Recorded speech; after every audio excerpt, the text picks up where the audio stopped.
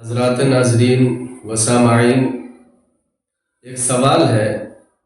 شیعہ حضرات فرماتے ہیں کہ وضو کے اندر پاؤں کا دھونا ضروری نہیں ہے بلکہ مسح کرنا ضروری ہے، اس کا کیا جواب ہے؟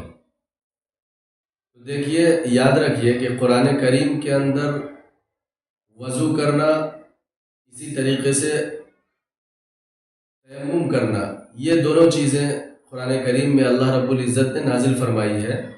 یہ کہا جائے کہ یہ منصوص حکم میں ہے اور انسان کے قیاسات کو اس میں کوئی دخل نہیں ہے، لہٰذا اپنے عقل اور قیاس سے مسئلے کو اخذ کرنا، ایسی جگہ پر جہاں پہ قرآن کریم اور حدیث مبارکہ کے اندر کوئی مسئلہ آ گیا ہو، وہاں پر قیاس نہیں چلتا ہے۔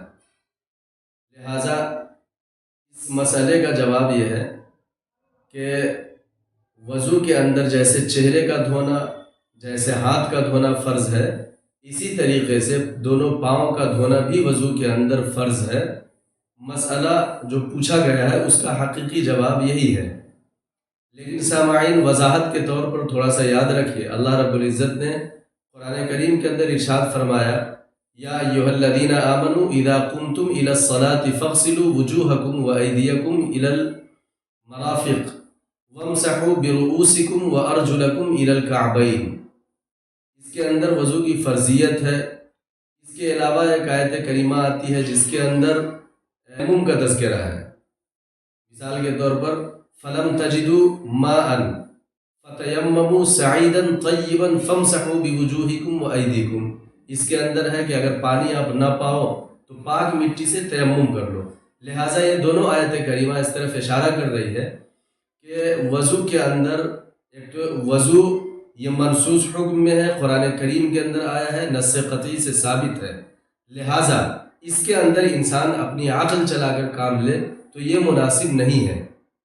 دوسری چیز یہ ہے کہ شیعہ حضرات کو جہاں پر اعتراض ہوتا ہے وہ وَامْسَحُوا بِرُؤُوسِكُمْ وَأَرْجُلَكُمْ کی جگہ وَأَرْجُلِكُمْ کی روایت کو نقل کرتے ہیں اور اس سے استدلال کرتے ہیں کہ وَأَرْجُلِكُمْ إِلَى الْكَعْبَيْنِ، جو یہ درست نہیں ہے۔ اگر خدا نخواستہ وَأَرْجُلِكُمْ لیا جائے تو إِلَى الْكَعْبَيْنِ لفظ کعب کی جو شرط ہے، یہ شرط پھر بلا وجہ ہو جاتی ہے جو درست نہیں ہے۔ لہٰذا وضو کے اندر مکمل جیسے چہرے کا دھونا، دونوں ہاتھ کا دھونا فرض ہے، اسی طریقے سے سر کا مسح کرنا بھی فرض ہے اور پھر دونوں پاؤں کا دھونا بھی فرض ہے۔ لہٰذا انسان اپنی عقل سے نص قطعی پر عقلی گھوڑا نہ دوڑائے۔ دوسری چیز یہ ہے کہ نہ نبی کریم صلی اللہ علیہ وسلم کی حدیث سے اس طرح کی کوئی روایت ثابت ہے اور نہ صحابہ کرام کے عمل سے ایسا کچھ ثابت ہے کہ چہرہ دھویا جائے، ہاتھ دھویا جائے اور سر کا مسح کرے اور پھر ننگے پاؤں کا مسح کرے۔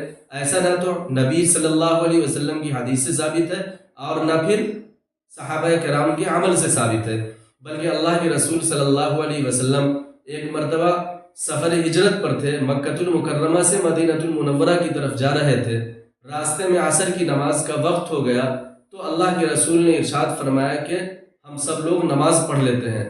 لہٰذا صحابہ کی جماعت ایک پانی پر جمع ہوئے اور لوگوں نے وضو کرنا شروع کیا، اور چونکہ نماز کا وقت ختم ہونے والا تھا تو سارے کے سارے لوگ جلدی جلدی وضو کرنا شروع کر دیے۔ لکھا ہے کہ بعض صحابہ ایسے تھے جن کی ایریاں خشک رہ گئیں۔ اللہ کے رسول نے پکار کر کہا، وَيْلٌ لِلْأَعْقَابِ مِنَ النَّارِ وَيْلٌ لِلْأَعْقَابِ مِنَ النَّارِ وَيْلٌ لِلْأَعْقَابِ مِنَ النَّارِ۔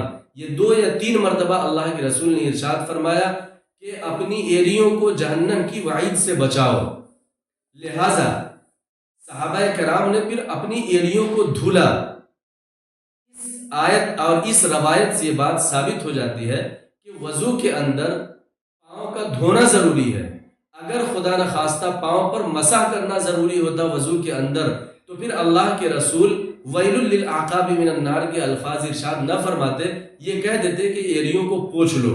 دوسری چیز یہ ہے کہ ایڑی مسح تو ظاہر ہے پیر کے پشت پر کیا جاتا ہے، اور اللہ کے رسول حکم دے رہے ہیں کہ آپ اپنی ایڑیوں کو دھلو۔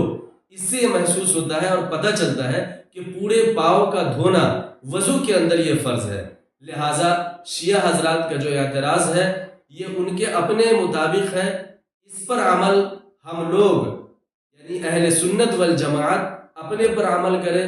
آپ وضو کے اندر چہرہ بھی اچھے سے دھلیے، ہاتھ بھی دھلیے اور سر کا مسح بھی کیجیے اور پاؤں کو مکمل دھلیے.